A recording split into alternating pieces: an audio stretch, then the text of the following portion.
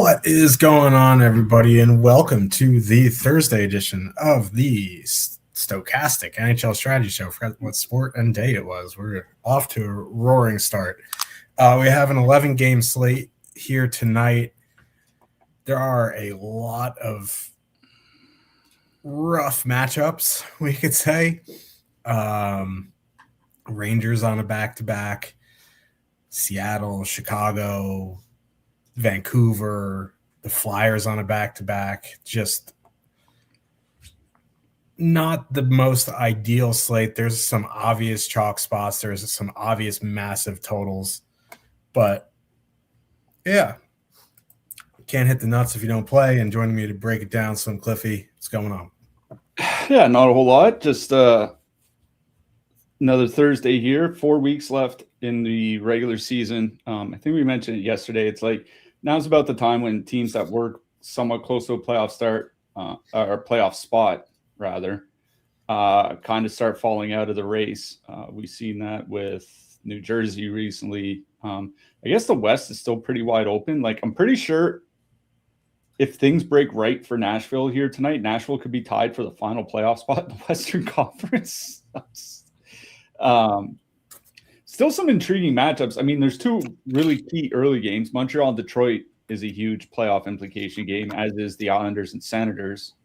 And then for the late games, we have the Sabres and Sharks, and then Utah and Vegas. Like, those, the thing is like with slates like this, at least from an audience perspective, there's always going to be a few good matchups, both early and late, that'll be very much worth watching, even if, you know, your favorite team's not involved.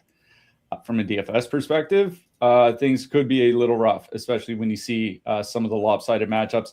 It's funny, Florida and Edmonton on the board. A rematch of the last two Stanley Cup finals. No Draisaitl, no Barkov, no Marchand, no Reinhart.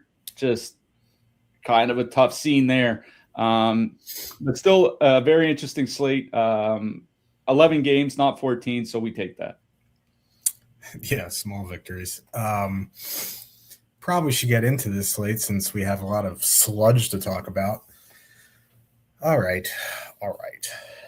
MLB does start, next weekend, right? Or I think it's next Wednesday, isn't it? Yeah, so I'm sure when we get a code for you guys, stay tuned. MLB, very similar to NHL from the stacking standpoint. We'll get a promo code for you guys, so stay tuned for that. But let's get into it here. Winnipeg Jets with a 2.8 total. Heading into Boston, the Bruins have a 3.2. Winnipeg going Scheifele, Connor, Iafallo, Lowry, Perfetti, Velarde. Boston going Minton, Pasternak, Kuznetsov, Zacha, Middlestat, Arvidsson, Lindholm, Geeky. I think it's Esamont because I think Steve's... No, it's Lucas Reichel. He got called up. Lucas Reichel. Let's add some speed for some Lindholm passes that won't connect.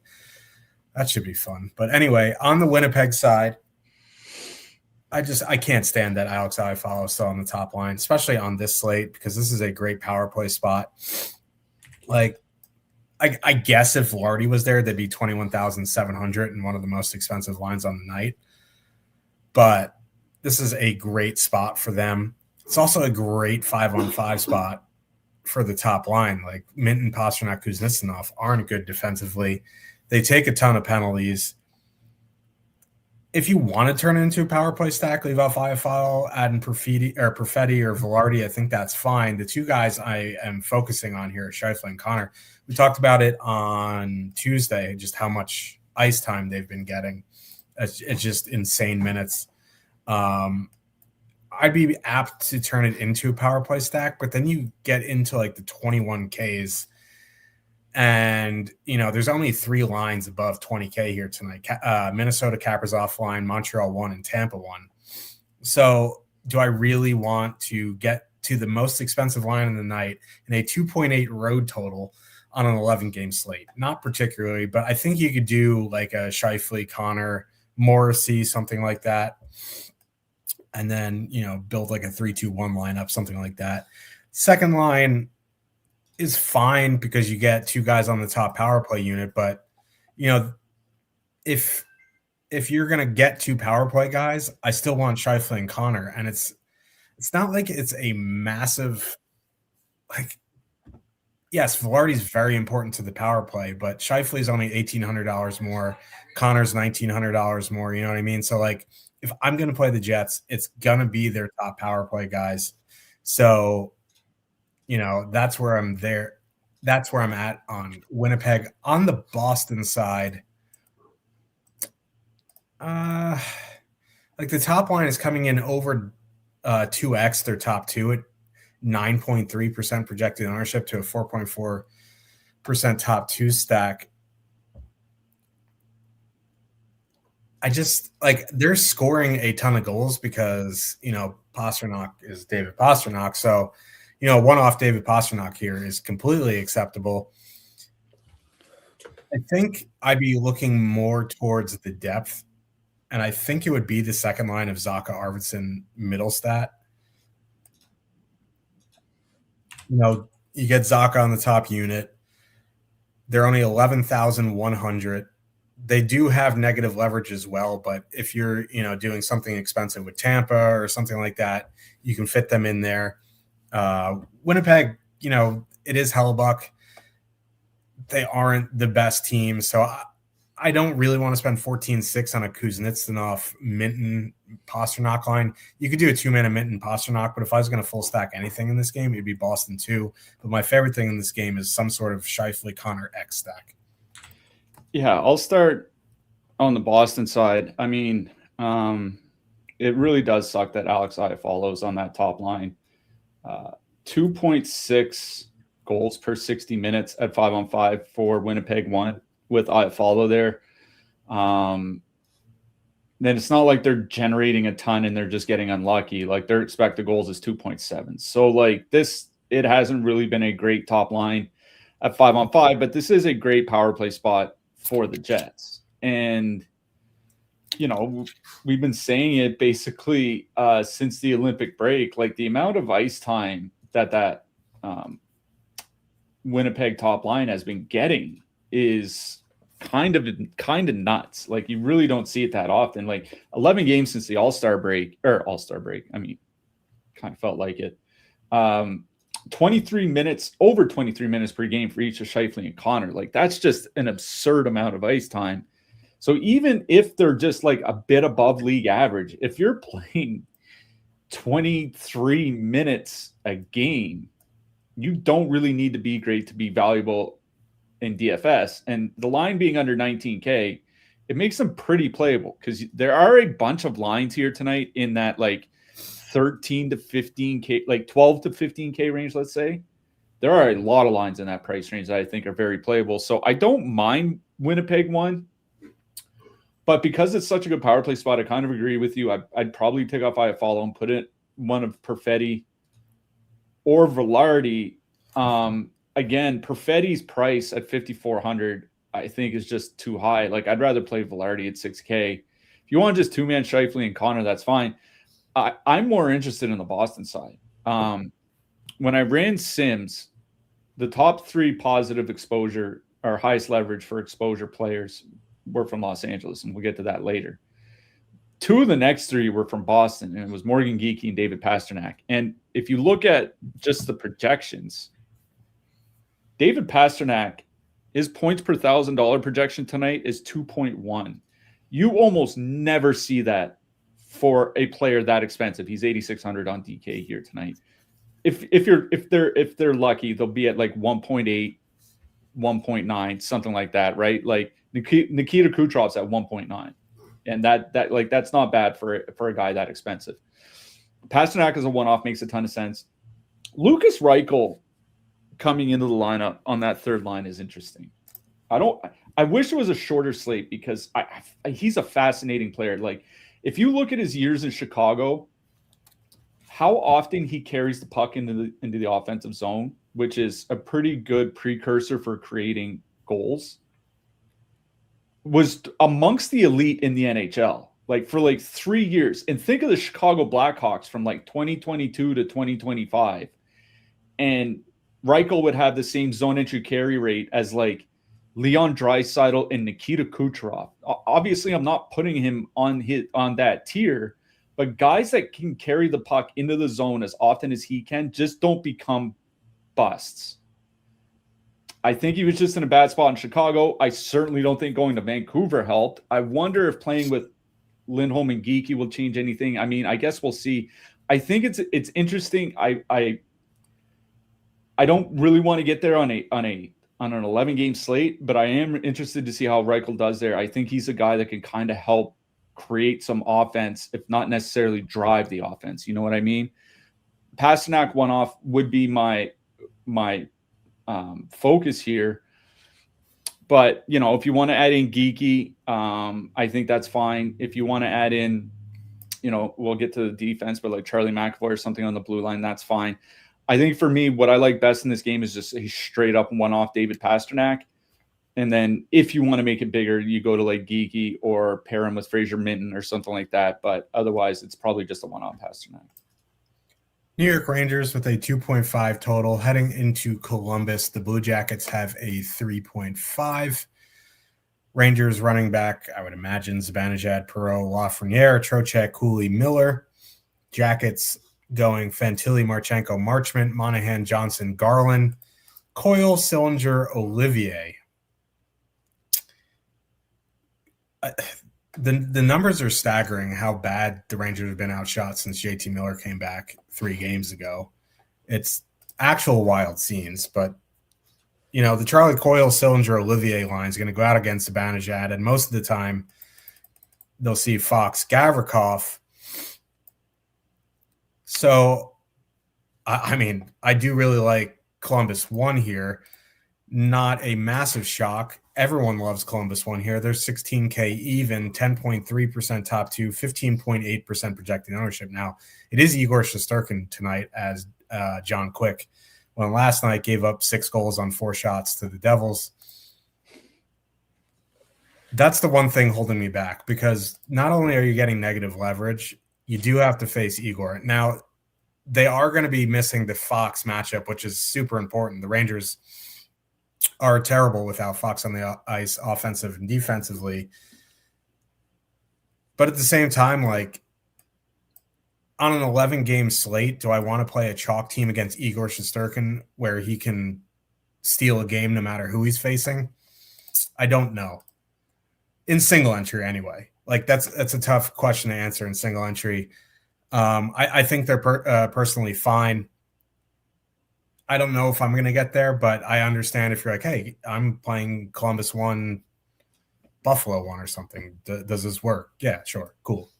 I'm fine with Columbus 1. Columbus 3, you know, the Coyle line, they're coming in like 5x their top 2, and they'll see a fair bit of that Fox matchup. So I would prefer, if I was going to the depth, to go to Monahan, Johnson, Garland. Now, they've been excellent in a small sample. The one thing I will say, the only good defensive line for the Rangers is Laba, Shiri, Cartier for some reason. I mean, no, Laba's a really good forechecking center, but I guess at 10,400 doesn't matter. What? He got hurt last night. He's not playing tonight. Oh, well, look at me, not even paying attention to my own team. So, yeah. I'm not watching the Rangers right now because it makes my eyes bleed. But, yeah, so Monahan, Garland, Johnson for sure would be the line I would go to as a filler. Urho Vakanainen got hurt last night. I know that. And they called up Connor Mackey instead of Scott Morrow for reasons. So, yeah, I would go Monahan, Johnson, Garland. I know their minutes aren't great, but it's kind of priced in. No issue with Columbus 1. On the Rangers side, I'm not playing the JT Miller line at 15,000 with a 2.5% top 2, 0.9% projected ownership. They've been atrocious. I guess if I was playing the Rangers, I'd go right back to Zibanejad, Lafreniere, Perreault at 15,200, 2.4% top 2, 1.2% projected ownership.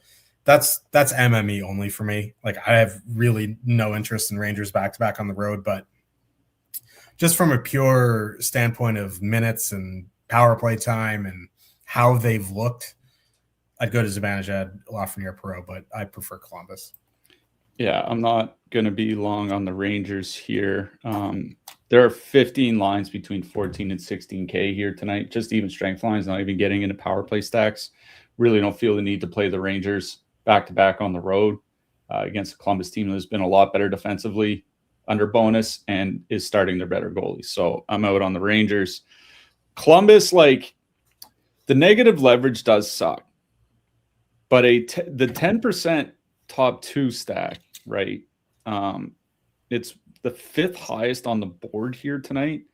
So if I can theoretically get the fifth most likely line to smash at 15% ownership on an 11-game slate, like, that doesn't feel that bad to me.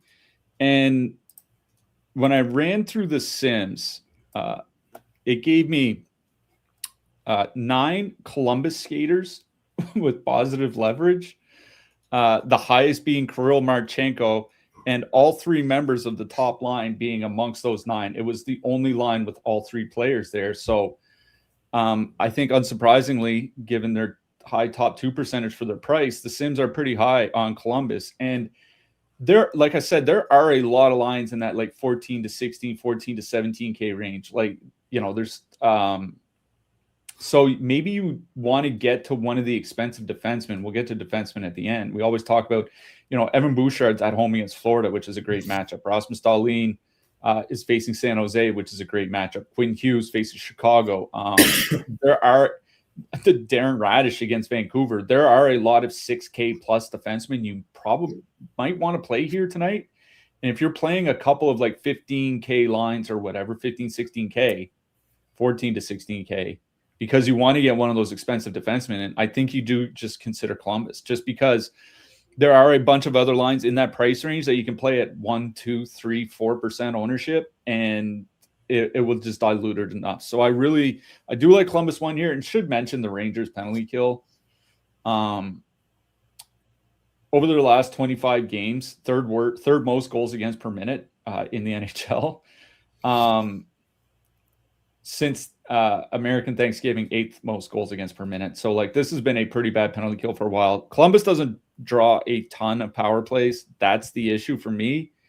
But I would just straight up go Columbus one. If you want to add in Charlie Coyle, because he does play 17, 18 minutes, he's only 4,300. Like, I think he's a pretty good value. I think that's fine. But for me, this game is all about Columbus one. Power play stack or line one plus Coyle.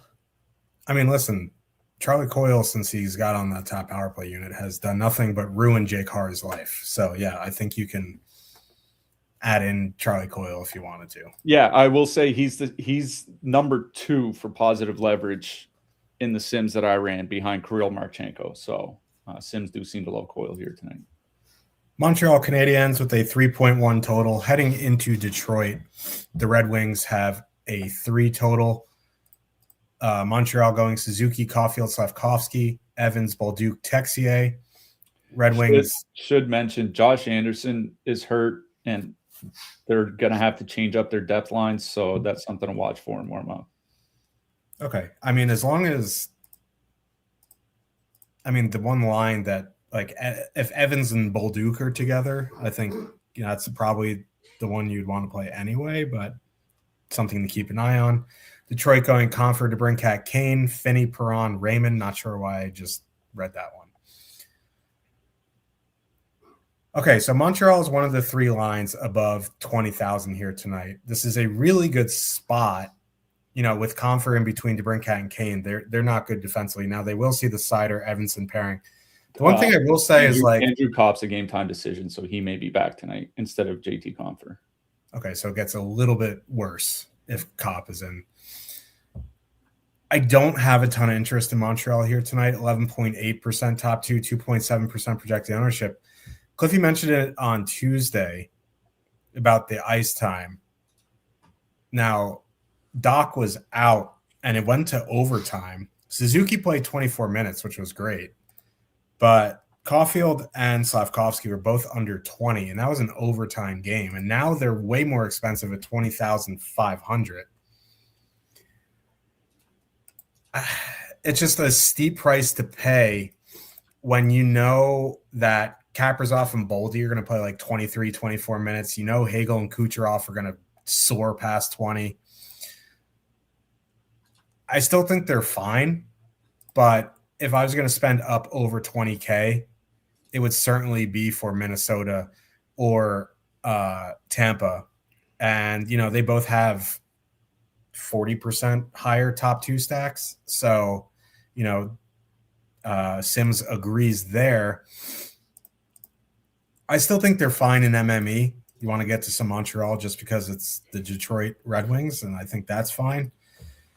But, you know, and it's the ownership play, right? They're the lowest owned of up there. You can do it for an ownership play. They'll be around 20 minutes, I guess. But for that price, I want more than that. If Jake Evans and Zach Bolduc are together, I would have interest as a two-man there. The only guy above 17 minutes besides the top line was Jake Evans. Everyone else after that was like 13 or 14. So just from an ice time thing, I would, if I was going to do the depth of Montreal, it'd be Evans, Bolduc, or, you know, we'll have to see what the lines look like. As long as Evans and Bolduc are together, that's where my interest would be. On the Detroit side, if we can get up to Detroit here, there we go. We'll have to see if Andrew Kopp's in. As it is right now, that top line's fully correlated, and they have been pretty good offensively in not a tiny sample, but it's not big. It's under 80 minutes, you know, 3.3 expected goals, 2.3 actual, you know, shooting percentage woes. But they're coming in at 8.6% projected with a 9% top two. Like, I don't love it, but if Kopp does come back, it would get cheaper. Again, that's probably MME only. Also, Kopp could just like slide in on the second line with Raymond Perron. We don't know. All things being equal, 11-game slate, I'm not in single entry. I'm not waiting around for Andrew Kopp news, and I would just go play, you know, Columbus or something like that. But, you know, if it is Confer Kane to bring Cat at warm-ups and you have a set of 20 to 150 lineups, I wouldn't mind a little bit of the top line. Yeah, I'll start on the Detroit side.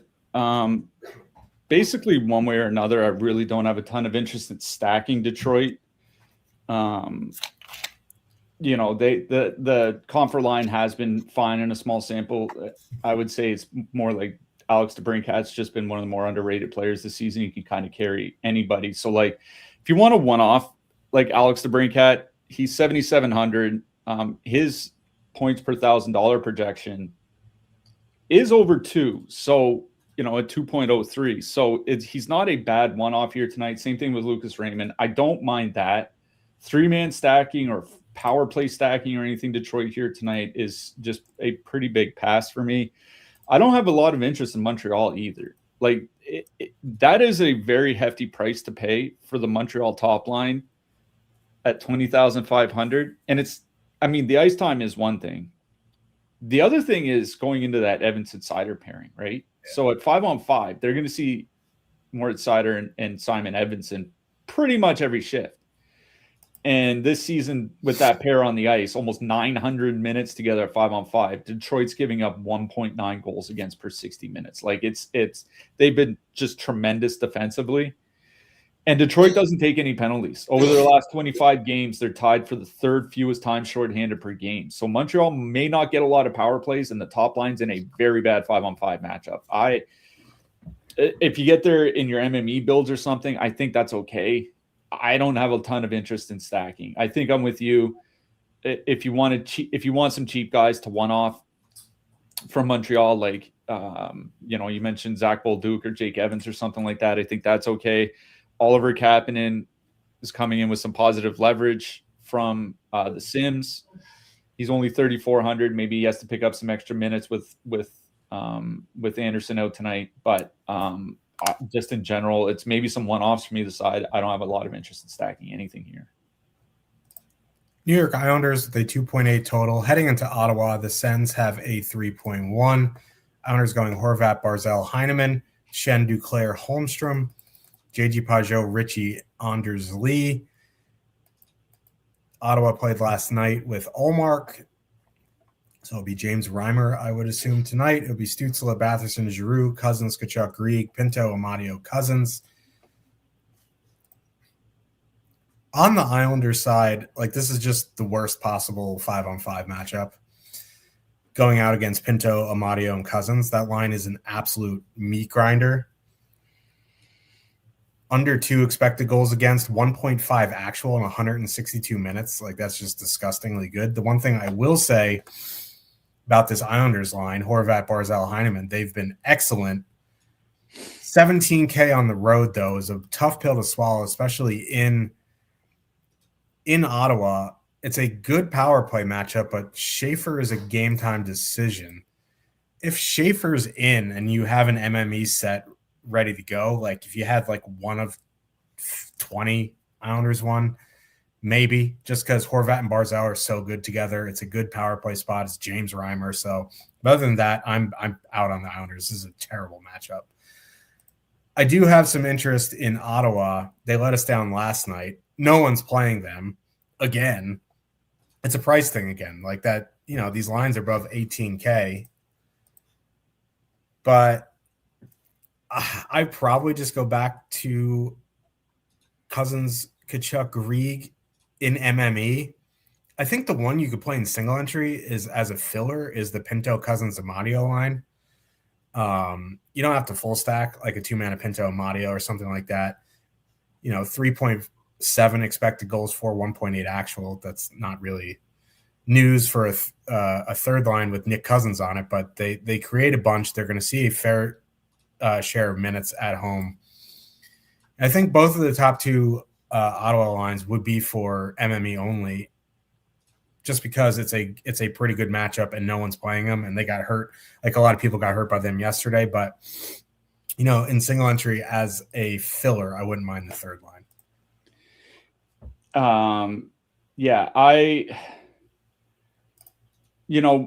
The depth matchups against the Islanders, I don't think is anything to be concerned about. So it like at 5-on-5, it's a solid matchup, I think, for both of the Ottawa top 2 lines. Your point about their price, I think, is the important part here. Those lines are both over 18K. You can get the Vegas top line for the similar price, and a Vegas top line that's also not perfectly correlated. You can get the San Jose top line. We'll get to San Jose later. I think it's going to be even cheaper. It's going to be $900 cheaper than it shows here, so $17,500. We mentioned Winnipeg earlier in a great power play spot, and the ice time is the problem.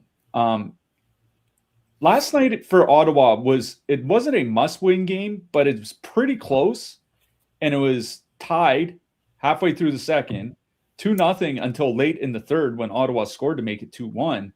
And the only forward that reached 19 minutes in ice time was Tim Stützle. He played 21. Like everybody else, like I think Tkachuk was like 18 and a half. Dylan Cousins was around 18. Everybody else was less than that. Like it's not a lot of ice time for a line that's 18,900 when Connor and Scheifele are going to play 23 minutes. Macklin Celebrini's going to play 22 minutes. Jack Eichel's going to play over 20 minutes. Like, you know what I mean? I don't know. I don't really have a lot of interest in Ottawa here tonight. If anything, it would be Tkachuk, Cousins, and Grieg. They have been very good offensively at 3.1 goals per 60. Maybe they'll play 17 to 18 minutes apiece. Claude Giroux hasn't been getting a ton of ice time. Neither is Drake Batherson. But I don't really have a ton of interest in Ottawa until those prices come down or we're back on a 5 or 6 game slate or something like that. I guess by default, my interest in this game would be on the Islanders side. Like Horvat, Barzal, Heineman at 17K. Listen, they're in over 115 minutes together. They're at 79 shot attempts, 4.3 expected goals. They're scoring 3 goals per 60 minutes at 5-on-5, shooting under 7%. Like if this line could get to like 9-10%, they'd be one of the best 5-on-5 lines in the league. And 9 or 10% isn't like, it's not even that high. Like, and Horvat and Barzal are skating 21, 22 minutes a game. Barzal has 25 points in his last 20 games, so he's been on a heater even without Horvat on the top line. And it's a pretty small sample, but the Islanders' power play has been a lot better with Braden Shen. And I know that kind of that kind of feels a little weird to talk about, especially when we consider Braden Shen coming from St. Louis and what that St. Louis power play has looked like for a couple years now. But he's not bad around the net. Neither is Callum Ritchie. Like, if the Islanders power play is better, it changes the outlook of these players. Like, if anything, it would be the Islanders top line. If you want a one-off like Braden Shen or Callum Ritchie or something like that for cheap, just because, they do get top power play time, nobody's going to be playing them, I think that's okay. But honestly, I think this is a game where I'm looking towards the defenseman rather than stacking anything from the forwards. Chicago Blackhawks with a 2.5 total. Heading into Minnesota, the Wild have a 3.5. Blackhawks going Bedard, Green, Burakovsky, Nazar, Bertuzzi, Teravainen. Wild going Urov, Kaprizov, Boldy. Hartman, Zuccarello, Tarasenko. On the Chicago side, there's not a lot of ownership on either of the top two lines. Both, the Bedard line 2.4%, the Nazar line 1.7%.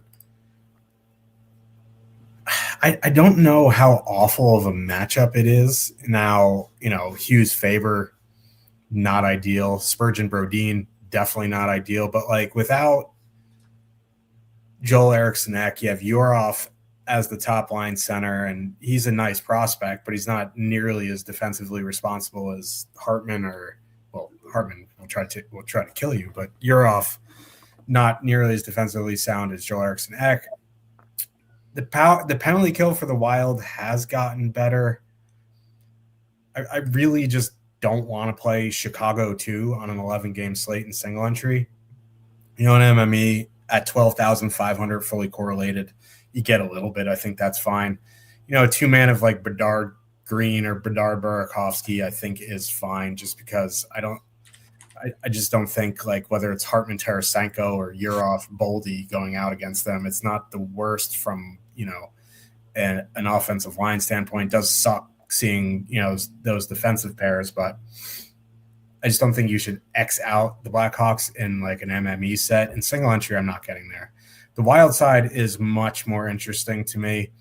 That top line is 20,200, 16.6% top two, 9% projected ownership. Now, where they're $300 cheaper than Montreal 1, they're in a very good spot at 5-on-5. They're in a much better power play spot than it was 3 weeks ago.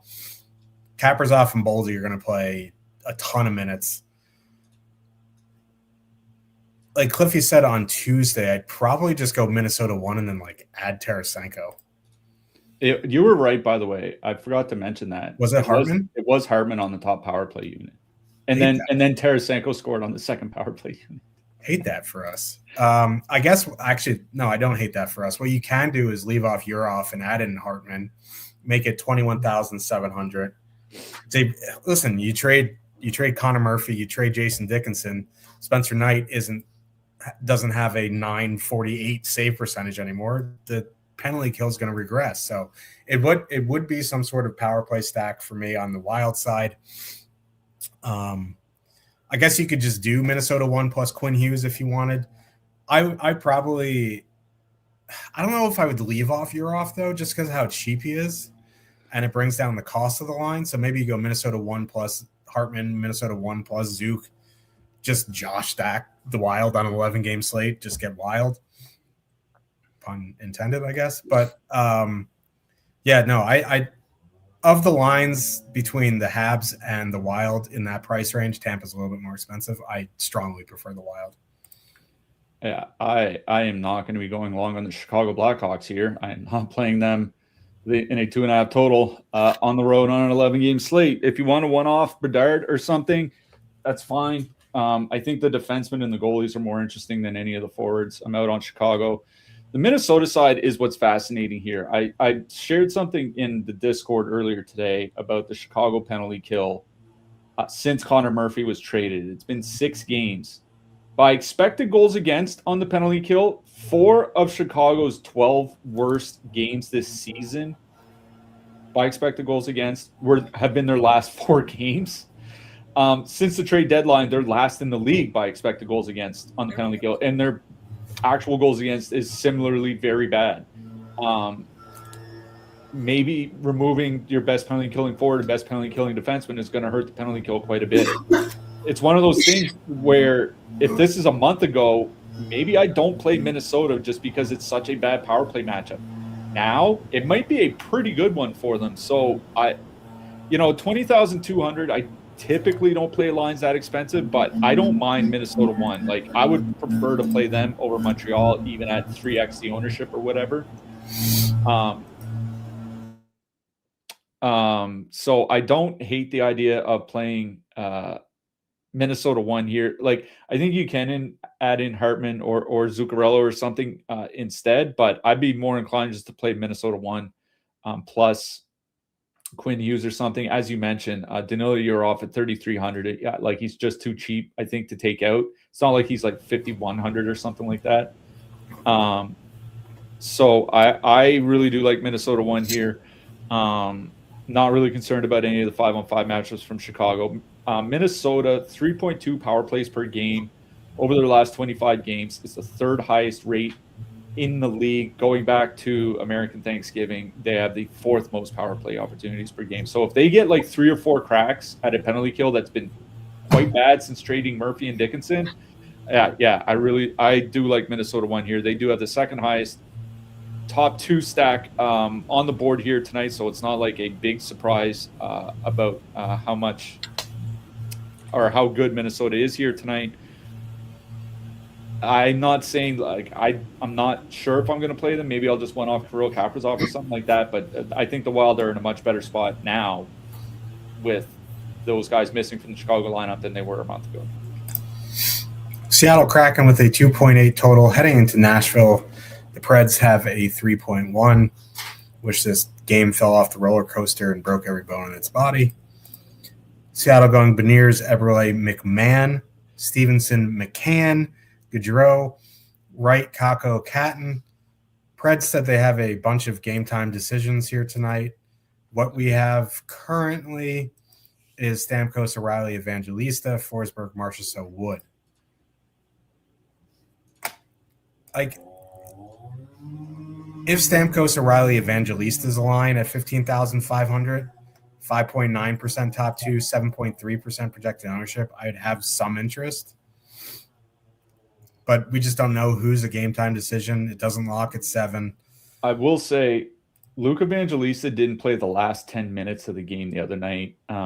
He had one like 20-second shift, and that was it. Like, he was on the bench for the last 20 seconds. So maybe it's him. Yeah. Just kind of guessing. Yeah, and if they move Marchessault up, that would just take me completely out on that line. It's hard to say because if it is Evangelista out, I probably don't have any interest outside of like a Forsberg one-off. So that's probably where I'd be on the Nashville side. These Seattle Kraken lines can get bent. Like McMahon, Beniers, Eberle, 12,700, 3.2% top 2, 8.2% projected ownership. Yeah, they're scoring a bunch of goals because Bobby McMahon's shooting like 903% in his 3 games. But they're not generating anything. They're not controlling the play. So, like, I know it's the Preds. It's like I'm not playing a negatively leveraged line that's been that bad in 3 games. Maybe it's just small sample noise. But like 8% on that line is just no. I don't want to play a Stevenson, McCann, Gaudreau line. Like, no. I guess by default it'd be like a 2-man of Wright and Kakko, but like I don't even want to do that either. So like, I wish this game didn't exist. Yeah. It's tough to say what to do for Nashville until we see exactly what their lines look like. I will say that the second line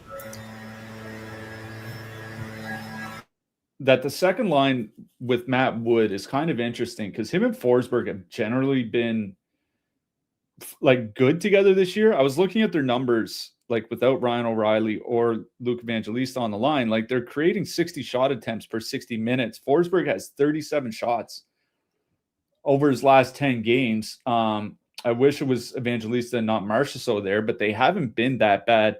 I think for the Nashville side, it's more just one-offing some guys, one-off Evangelista, one-off Stamkos, one off Matt Wood because he's only 3,100. He's probably going to stay in the top 6. I think it's something like that. I'm not running out to play Nashville tonight here either. The Seattle side, chalk Seattle, super chalk Seattle on the road. Probably not on an 11-game slate. That's just kind of the way that I look at it. There are other spots to go to in that 11 to 13K price range. There's probably going to be a couple Buffalo lines. If you want to play super chalk, there's a Kings line that we'll talk about later. San Jose, certainly. I don't know. Boston too, I think is in a pretty good matchup. I just don't really feel like playing Seattle 1. Honestly, I think the one line that kind of interests me a little bit, if you need a super cheap line, is Seattle 3. Not that I'm particularly high on the Seattle third line, but they're only 8,800. I'm not really worried about the depth matchups against Nashville, and with super expensive Tampa Bay in a smash spot later this slate, you might need a bunch of cheap players. So a 2-man of Wright and Kakko or Wright and Kakin or Catton, something like that. I think that's probably my only real interest in stacking the Seattle side here. This is not a game where I'm necessarily running out to play either side. I don't know what they're doing outside. They're building a statue for me, I guess. But before we move on, we have a $100 super chat from Fantasy Fanatics 2026. I appreciate the super chat. We appreciate the super chat. I've listened to you boys for the last several years. Love the content. Thanks for all you do. Doug W. Well, thank you, Doug, for the support and the super chat. We do really appreciate it. Glad we're able to help over the years. Certainly a generous super chat. Really do appreciate it. Appreciate you tuning in all over the years. It feels like we have been here. I've been here for 7 years. We've been here for 7 years now. It is a long time, but certainly appreciate you hanging with us. Hopefully we've been able to help. Hopefully we can help you out over the rest of the season here over the final 4 weeks. So thanks again. Florida Panthers 3 total. Heading into Edmonton, the Oilers have a 3.6. Florida had skate this morning. They are going Verhaeghe, Bennett, Tkachuk, Lundell, Luostarinen, Bachwist, Rodriguez, Samoskevich, Greer. Edmonton going McDavid, Savoie, Podkolzin, Hyman, Nugent Hopkins, Roslovic. That's fun stuff. On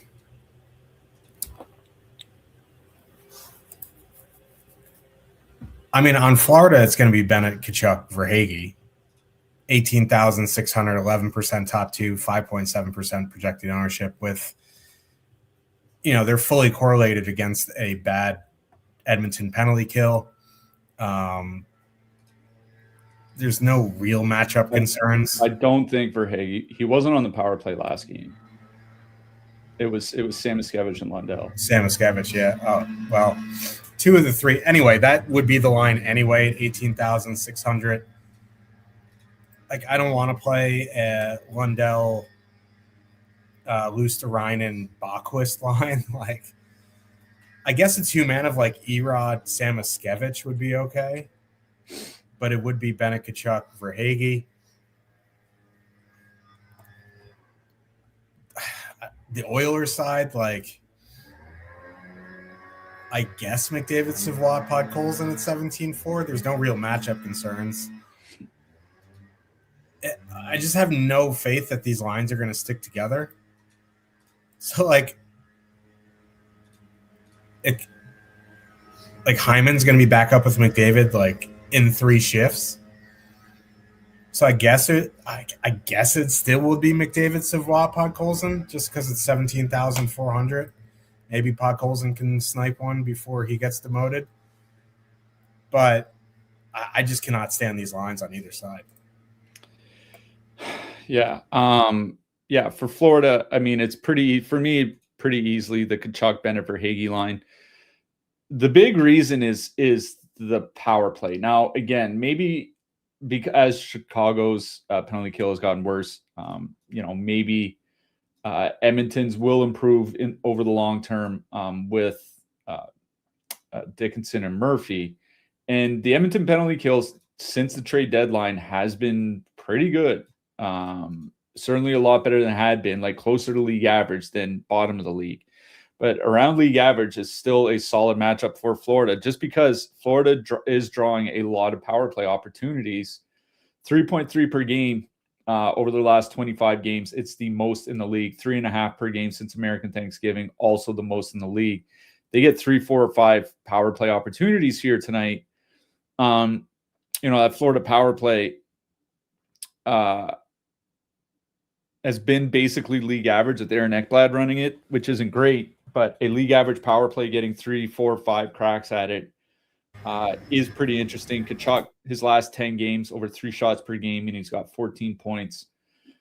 Honestly, I think this is a spot where, like, if you want to take out Verhaeghe and put in Samoskevich, save 1,200 and go down to like 17,400 for that stack, I think that's fine.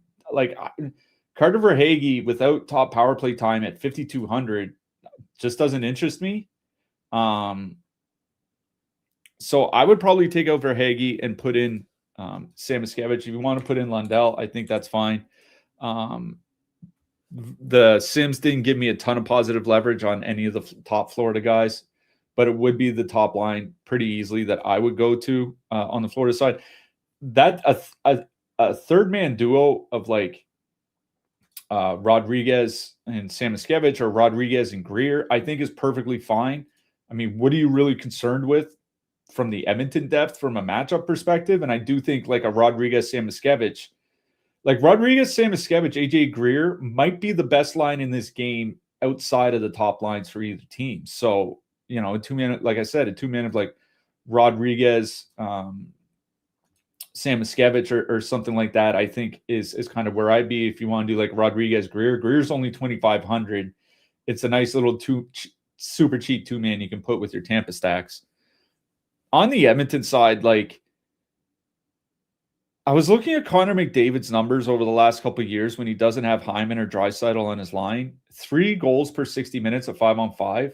Like, that's good, but it's certainly not elite or anything like that, right?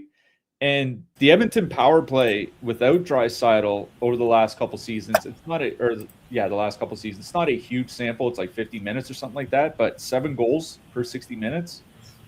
They're still generating a ton. They're just not scoring a ton, which I think makes sense when you take out one of the best power play goal scorers. So I think a one-off McDavid is perfectly fine. If you want a one-off one of Edmonton's, cheap wingers like Roslovic or Podkolzin or something like that, Savoie at 4,400 I think is okay. I'm not full stacking anything, I don't think, from the Edmonton side. I'm honestly more interested in the Florida side here. I think for Edmonton, I'd be more interested in their defensemen than their forwards. Buffalo Sabres with a 3-point.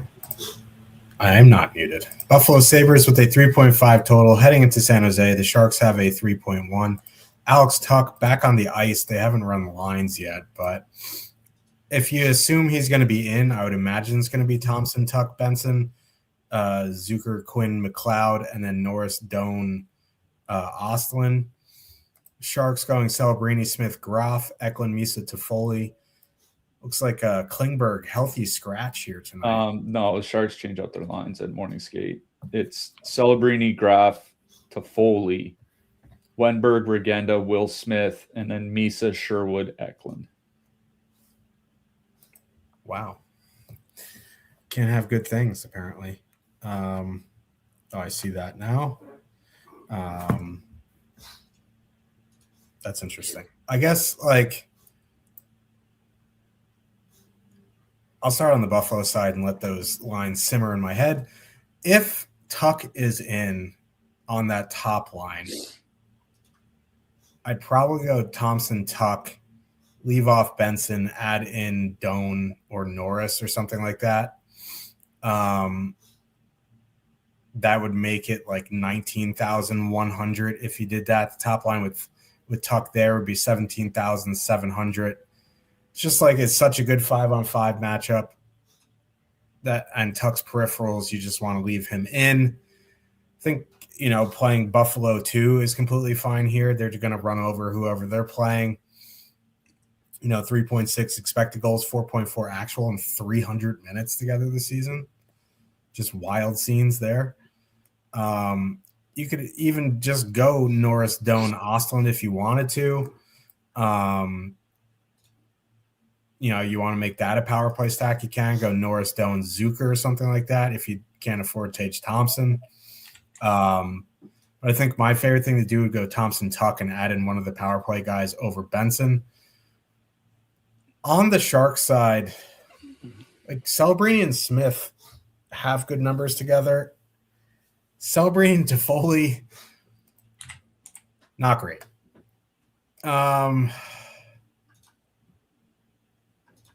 Again, like it's a pretty good spot.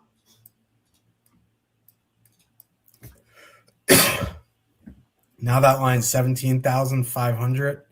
I'd probably be more likely just to one-off Macklin Celebrini here instead. I don't know how long these lines are going to last either. I guess Misa, Eklund, Sherwood is a little bit interesting. That line is 11,300. Misa and Eklund have played well. Sherwood probably fits on that line better than Toffoli. They'll get, middle six matchups of Buffalo, and those lines aren't great defensively. So I don't mind Misa, Eklund, Sherwood, but really I would do a one-off Celebrini or do a two-man with Toffoli. Yeah. Swapping Smith for Toffoli, like I'm not sure really it honestly does a whole lot. I mean, Toffoli is $900 cheaper. That's nice. Toffoli is on the top power play. So, you still get 2 out of 3 guys on the top power play unit. Toffoli's obviously more of a shooter than Will Smith is. But, I was looking at Celebrini's numbers this year without Eklund or Smith on his line. Like, especially Smith, like the expected goals and the actual goals are basically the same, whether Celebrini has Smith on his line or not. Like, obviously Celebrini is the guy that's driving everything. And, when I did run Sims, he was the top positive leverage forward from the San Jose side. I don't think that's a huge surprise, but, I don't hate the idea of a one-off Celebrini. I think you're fine just playing the top line in its entirety. I mean, you do get Toffoli on the top power play unit. Maybe he's going to get some more ice time than the 13, 14 minutes a game that he's been getting of late. And Colin Graff, 11 games since the Olympic break, he's got 9 points, averaging 2.5 shots per game. So, and he's getting 16, 17 minutes. So I'm perfectly fine just stacking San Jose 1 here, but pretty tough matchup, I think, against the Sabres. I'm more interested in the Buffalo side. I wish we had an idea of what the actual lines were going to be, because I do think it's going to be Benson on the top line. Who else might be on the top line instead of Zach Benson? Our boy Peyton Krebs, exactly. Now, they're fairly close in price, so if you want to build with Benson, Tuck, and Thompson, you can just swap to Krebs if it is Krebs, because Krebs is $100 less. You're not leaving any money on the table. So I would build with Benson, Thompson, and Tuck. And when I ran Sims, again, after a lot of positive leverage on Los Angeles, which we'll get to in a second, one of the highest positively leveraged guys was Tage Thompson. 22% exposure against 14% ownership. They just ran lines, Tucks with Thompson and Benson. Yeah, so I'm perfectly fine just playing that trio. I'm kind of interested in that Buffalo top line here.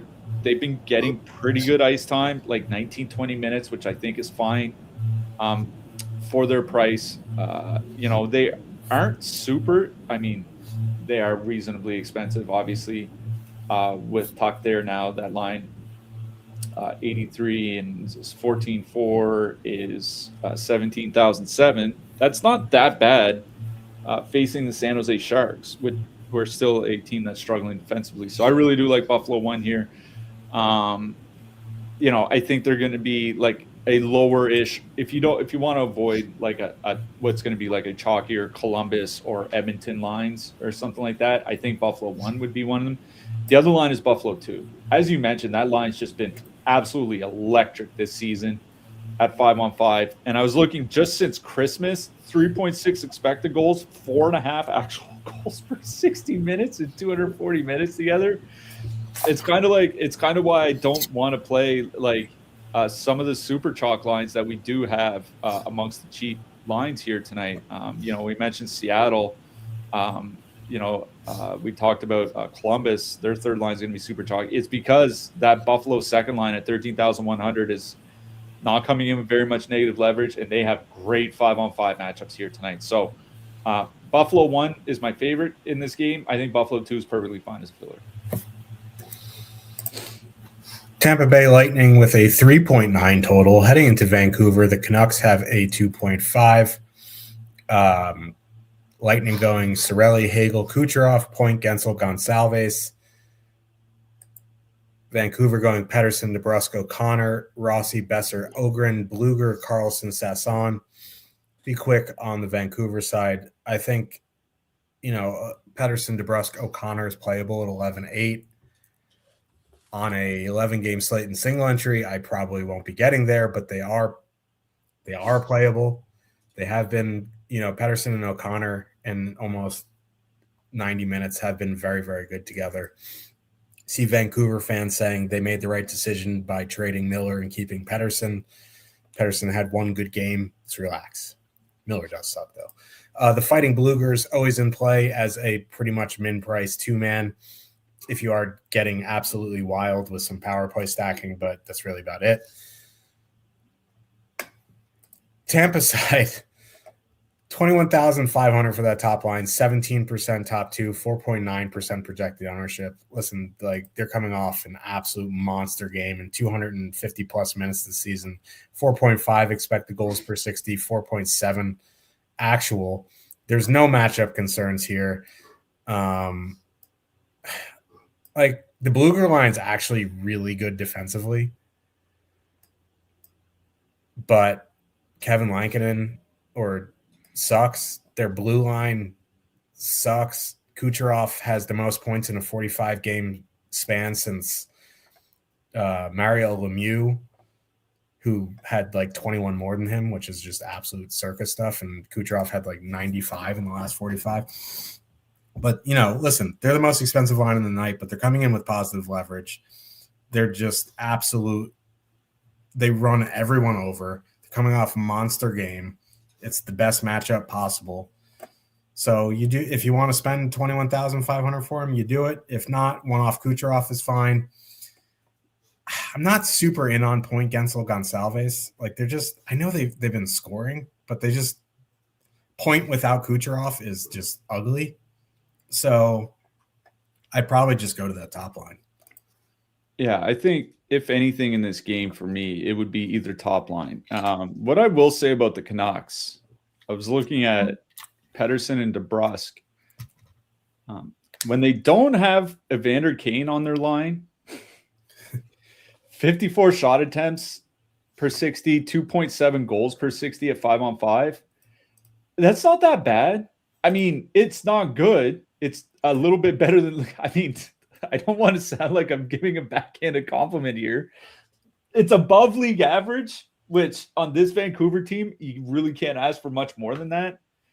At 11,800, in your 20 max and above, if you get one or something, that's fine. But I'm not running out to stack the Canucks in this matchup. It's really tough to not say don't play Tampa Bay. This is the issue I'm running into, right? Is like I mentioned earlier, Kucherov has a good point per dollar value here tonight, is that he's the only guy on his line on the top power play unit. And this is a great power play matchup for the Bolts, right?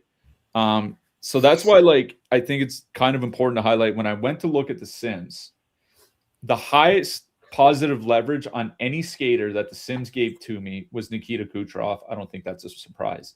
The two worst negative leverage were Brandon Hagel and Anthony Cirelli. So like, if you want to do like Kucherov plus point, even though they're on different lines, I think that's fine. If you want to do Kucherov plus Gensel, I think that's perfectly fine. That's kind of where I would go rather than full stacking the top line. I would two-man Kucherov with one of the guys from the top power play unit.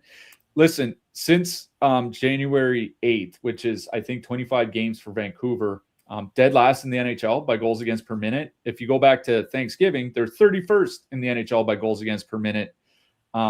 This is a great power play matchup. I don't want to stack a Tampa line that only has one guy on the power play. So I would do Kucherov plus. So like Kucherov plus Gensel, Kucherov plus, Braden Point, something like that, rather than just flat out stacking the top line. Utah, Mammoth with a 2.8 total. Heading into Vegas, the Golden Knights have a 3.2. Mammoth going Schmaltz, Keller, Krause, Cooley, Peterka, Genther, Hayton, McBain, Carconi. Vegas going Eichelstone, Barbashev, Hurdle, Dorofeyev, Marner. So this top line for Utah is only 14,400. 3.6% top two, 4% projected ownership. Like, I know it's a brutal matchup getting Eichelstone, but 14,400. Like, wasn't Clayton Keller like 8K before the Olympic break? Like, it just feels too cheap. Like, this line was like 18-6 at times. Like, it's a brutal matchup, and it's not a great power play matchup at all. But like, for 14,400, like, you have to consider them. Like, they have 3.25 expected goals per 60, 5.2 actual in 208 minutes this season. Again, terrible 5-on-5 matchup, not a good power play matchup, but that price is too good. And Aiden Hill or whoever's starting for Vegas has been shaky this season. So I don't mind Utah 1 here. Utah 2, a little bit more expensive. No one's playing them. Don't really want to play them. That Hurdle, Marner, Dorofeyev line together this season has been nasty defensively. I guess if you needed something cheap, you could do like a Hayton Carconi 2-man, something like that, or Hayton McBain. Like Sissons, Howden, Bowman, or whatever, not going to be world beaters defensively. So I think a 2-man there is fine. Utah 1's interesting just from the sheer fact of the price, but it's a brutal matchup. I'm more interested on the Vegas side. The top line, Eichelstone, Barbashev, 18,100, 7.2% top two, 3.4% projected ownership. The second line, 15,800, 5.6% top two, 5.5% projected ownership. I think both lines are in play here. Utah takes a ton of penalties. I think they've been in the top 3 for a while now. They've just been taking a ton of penalties. Second line, fully correlated. Obviously, you get Eichel and Stone. It's not the best 5-on-5 matchup. Utah's generally been fine at 5-on-5. Their defensive pairs have been fairly good. Like the Sergachev pair hasn't been great, but with Weegar there, it might be a little bit better than it was. Vejmelka has been better since the beginning of the season, but the sheer volume of penalties, I think I would lean to the second line. Now, it sucks leaving off Eichel and Stone, but you're saving, 2,300 or whatever, and you can still go fit in a Columbus one or something like that. So I have a slight lean to Vegas too. I'm completely fine with Vegas 1, but I think one of the Vegas lines would be number 1 for me. And just from the sheer price aspect, Utah 1's in play. Yeah, I'll start on the Utah side. The fact that they're and you mentioned Clayton Keller's price. I think his peak was 7,500 in the middle of January. So 2 months ago, he was 7,500. His price has dropped quite a bit. Listen, that Utah top line, 220 minutes together, 2.9 expected goals, 70 shot attempts, 5 actual goals per 60. They're getting a lot of minutes. Like Krause will be 17-ish, give or take. Good chance Keller and Schmaltz are over 20. Like, listen, this is a Utah team that still kind of has to qualify for the playoffs. Now they're comfortably ahead. They have 5 points clear of the 9th place team, but a few regulation losses in a row, and all of a sudden it's a coin flip to get to the postseason. Like, they can't afford to, spread out the minutes here. So Utah 1 might get a ton of ice time here. And no, it's not a good matchup against that top line with Jack Eichel and Mark Stone there. But I think what else you said was pretty important about Adin Hill. The guy's got an .876 save percentage this season, and he's been perhaps Vegas's best goalie. I mean, at least he's the guy that they've been turning to lately. I'd say Akira Schmid's probably been better, but like, Hill's not been good this year. It's not like he was like that great last year either. 905 save percentage or something like that. Like, it's fine. It's okay, but it's not great. Like, I don't mind Utah 1 here, especially in a 20 max. If I was playing in a 20 max tonight, I would absolutely have one of that at least. Well, not, I shouldn't say at least. I would probably have one of that Utah top line, just because they are so cheap. They're going to play a ton of minutes, and they've been very, very good at 5-on-5. At that price, if you get like 7 or 8 shots between them or 6 or 7 shots between them with a perfectly correlated goal, like, you're fine. And then if you get a second goal, you're laughing. So I don't mind Utah 1. That's probably my only real interest from the Utah side. Like you said, if you wanted 2-man like Hayton and Carconi or something like that, Carconi min price is kind of appealing to me, but that's about it. The Vegas side is where my interest is, and it's because of the power play matchup. Remember, I just said how bad the Vancouver penalty kill has been over the last 25 games, like most goals against, or since last 25 games, sorry. Most goals against per minute. Utah is giving up more power play goals against per game just because they're giving up so many power play opportunities. 3.5 times shorthanded per game over the last 25 games. It's the most in the league. They've overtaken Florida. Over the course of the last 45 games, going back to American Thanksgiving, second most in the league. Only Florida's ahead of them. If you give this Vegas power play 4 or 5 opportunities here tonight, they're probably going to score at least once, if not twice. So I really do like Vegas 1 here. Given that it's such a good power play matchup, I might take off Barbashev, put on Dorofeev, and just make it a little bit more expensive. Like, it is a $2,000 price jump, but it still puts them in line with Montreal, Minnesota, and all that. So I'd probably take off Barbashev, put in Dorofeev. If you want to put in Hurdle, I think that's okay. But for me, Vegas 1, 4.2 goals per 60 minutes since Christmas when Stone's been healthy. Great power play matchup. I think it's Vegas 1. If you want to go to Vegas 2 because they're perfectly correlated, that's fine. I just have a tough time in such a good power play matchup, not using a stack with Jack Eichel. Philadelphia Flyers, the 2.6 total. Heading into LA, the Kings have a 3.3. Flyers played last night, right, with Vladar. So it's probably going to be our pal Sammy Urson in net. They're going to go Dvorak, Bump, Konechny, Zegras, Tippett, Gurbankin, Cates, Mitchkov, Barkey. I really just don't want to play Flyers. Like, I don't want to play Dvorak line, don't want to play the Cates line despite that ridiculous overtime goal. Again, it would be Zegras, Tippett, Gurbankin, 12,800. You can do whatever you want with Nikita Gurbankin. He is min price, so whatever. On the Kings side, we don't have Kempe news. They said he's day-to-day and it's possible for tonight.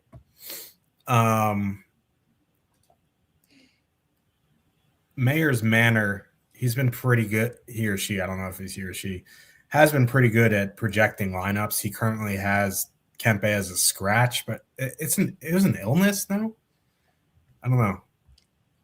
So who knows? As it stands, we have Kopitar, Panarin, Matty Joseph, Byfield, Laferriere, Moore. Like, in a nutshell, I like Byfield, Laferriere, Moore, but everyone on the planet does as well. 12,500, 4.9%, top 2, 17.2% projected ownership. I would say the one hope you would have for that line is that Kempe plays. if you're stacking them. But like, are you going to wait around for that? Like, I don't know. It's like, what do you even do with possibly pricing in Kempe, right? Because Matty Joseph is what? Like 2,800, something like that, way cheaper. I don't even know what his price is, but it's something like 2,600. It's just like you can't even build for that unless you build with Kempe and have like two really cheap defensemen and then swap to, there are games locking at that time, I think. No, this is the very last game. It's a 10:30 Eastern game. Yeah, so you're kind of like, I guess if you have like 150 lineups, you want to take a couple stabs at Adrian Kempe playing, you could either like swap off to Byfield and like have a min price guy and come up to Brant Clark or something like that. Because if Kempe plays, like he's going to be under 1% owned for sure. This is a good power play spot. I know Urson hasn't been atrocious recently, but like by any statistic, Vladar has been the much better goalie. It's a good power play matchup. At the very least, I would go like, just because I don't want to play Kings 2 at 437% projected ownership, I think I would go like Kopitar, Byfield, Panarin, something like that. Kopitar, Panarin, Clark, and call it a day. Like I can't wait around for Adrian Kempe. I'll probably be sleeping. So for me, I would do some sort of power play stack. If Kempe plays, he's going to be under 1%. You have to be by your computer after 10 p.m. Eastern, so that's kind of a drag. But you'd get a really good player in a really good spot at basically 0% ownership. Yeah. What I will say is this, is that if you play Kopitar, Panarin, and Kempe, the one thing you can do is, like you said, have a cheap defenseman and put in Mikey Anderson or Joel Edmondson or something like that. Have that as the defenseman to go with Los Angeles. And then if Kempe's out, you take out Kempe, you put in probably Laferriere because I think he's the most expensive winger at 4,600 other than the top two. And then you can swap from Edmondson or Mikey Anderson up to Brant Clark. And that way you're not leaving like $3,000 in salary on the table or something like that. It might be worth doing just because it is like, this is a great matchup for Philadelphia. Listen, like I know, like Ray Rock said, Urson's had a couple good games since the Olympic break. One of those games came against the Rangers. So, playing an AHL team doesn't count. And then the other game came against Washington, and I'm just saying, they've been an abysmal team for like 3 months now. So like he'll have good games. The Philadelphia penalty kill, third most goals against per minute since Thanksgiving, fifth most over their last 25 games. The Kings power play with Clark and Panarin, 147 shot attempts, 11.5 expected goals, 12.2 actual goals per 60. Those are great power play numbers. So this is a pretty good power play matchup for the Kings. If you're going to be around your computer at 10 o'clock Eastern or your phone, this might be a spot where you load in the top line with Kempe, put in one of the super cheap defensemen, and then wait for news. And then, like I said, if Kempe's out, which we won't get, which you won't get until 10 o'clock Eastern. But if that's Kempe's what they just said. They just said he's going to take pregame warmups, and then the Kings will decide his availability from there. There's basically no update from an update. I mean, no risk it, no biscuit. If you want to try, go ahead. I don't think I'm going to be doing that because that especially where is that game an ESPN game or a TNT game or something like that? No, it's not. Okay. Just because sometimes those games start at like it'll say 10:30 Eastern, but it's actually like a 10:50 puck drop, and you probably won't even get news until after lock. If you want to risk it, go ahead. I think I'm with you. I would probably just play it safe and play like Kopitar, Panarin plus Brant Clark and put Laferriere. Like I think you can do that. Just play Kopitar, Panarin, Laferriere because Laferriere was on the power play with him. Put Brant Clark on the blue line.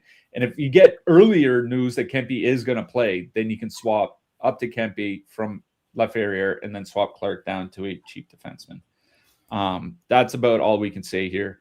I'm not playing the Flyers. Yeah. Let's talk about defensemen here in the top range. We have Werenski, Bouchard, Dahlin, Yossi, Hughes, Schaefer, assuming he plays, Seider, and Radish. Listen, I know it's Igor Shesterkin, but like it's a really good power play spot for our Columbus Blue Jackets. So Zach Werenski, number one for me. Bouchard's in a great spot as well. Like there's nothing to fear from the Panthers. So they'd be 1-2 for me. They're obviously the most expensive. I think after that, I'd go Quinn Hughes 3, just from the sheer fact that like he's not going to leave the ice. It's a much better power play spot than it was a month ago, and he's only 6,500. He was like 7,800 at times a few weeks ago. After that, some form of like, I guess Rasmus Dahlin or Roman Yossi. But my clear 1-2 is Werenski, Bouchard, and Quinn Hughes 3.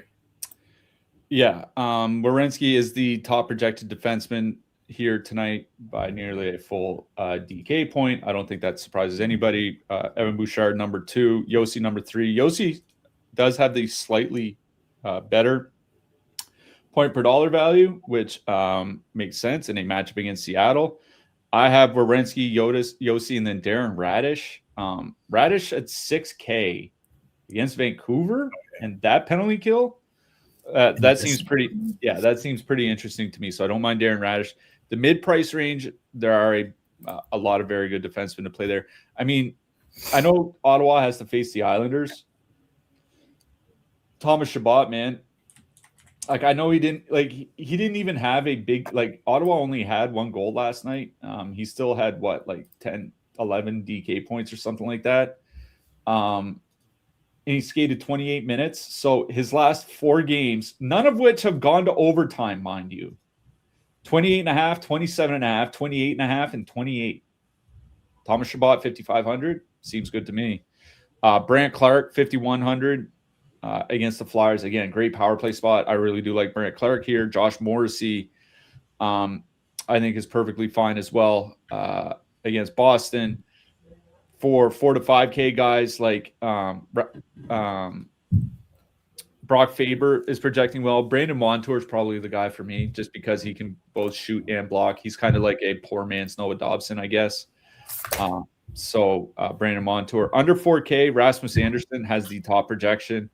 Matthias Ekholm is after him, and then it's Aaron Ekblad. Seth Jones comes back, and they leave Aaron Ekblad on the power play. Come on, Paul. Darnell Nurse has a very strong projection. So does Sam Rinzel. Not super keen on the Blackhawks here, but Rinzel does have a good projection. Under 3K, Louis Crevier, though I fear that I missed the Louis Crevier ceiling game. Goal, assist, and 4 shots the other night. Man. Mason Lowry projecting well for a cheap price. Jonas Brodin under 3K.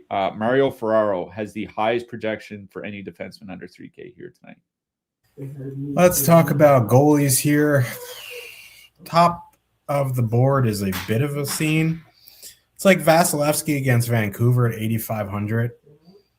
Like he's fine, but again, like $8,500 goalies in GPPs are just not it for me. It's more of a cash play. Like Jack Reeves at 8,300 is fine. I honestly worry about shot volume. The Rangers suck. I think for me at the top of the board, like I'd also throw Jesper Wallstedt into that like top range, like where like it's just too expensive if he's not getting a shutout. For me, the two I'm looking at are Jeremy Swayman and Darcy Kemper. The Flyers back-to-back on the road. Winnipeg, as long as they don't score on the power play, should be all right. So, those are the two. If you want to play any of those guys above you, that's fine. I just have concerns for shot volume at the price. As we go down into the mid-range, like UC Saros, I think is fine. Joey Decord at 7,600, I'm interested in. Jakob Dobish, 7,500. Obviously, Connor Hellebuck at 7,400 on the road. And then for the super cheap, I think Igor Shesterkin at 7,100 would be the guy for me. I think you could play Sorokin as well, but, to save 100, I'd just go down to Igor. Yeah, the top projected goalie is Jet Greaves, just slightly edging out both Vasilevsky and Wallstedt. I prefer Greaves over any of them. Wallstedt would be my number 2. Jeremy Swayman against Winnipeg. Like, Winnipeg's power play can't get going. I think Swayman could have a pretty good game, but yeah, I think Jet Greaves at 8,300. I mean, the shot volume concerns are real. So is the shutout probabilities. So I don't mind Greaves here tonight. For the cheaper goalies, the two guys in the mid-ish price range for me are Sorokin and Dobish. Dobish has the higher projection overall. Sorokin has the higher point per dollar projection. I think those two are the guys like under 7,600. Those are the two guys that I would look at. If you do need like a full punt, Shesterkin at 7,100, I think makes the most sense because you can see some decent volume here tonight. And even if he gives up like 3 goals on 36 shots or something like that, he'll still have a solid fantasy night. We will be back Saturday, a day off tomorrow. Who are you liking for your hat trick pick? Mentioned him earlier. He had one earlier this season. Let's see if he can get a second one. Matt Wood. That's 2 days in a row, just off the reservation. You've like turned me into Cersei Lannister with the Rangers digs. Good luck tonight. My hat trick pick is Alex DeBrincat. Okay, like that then. All right. We'll be back on Saturday. We'll see you in the Discord tonight. Good luck, everybody. Good luck tonight, everyone.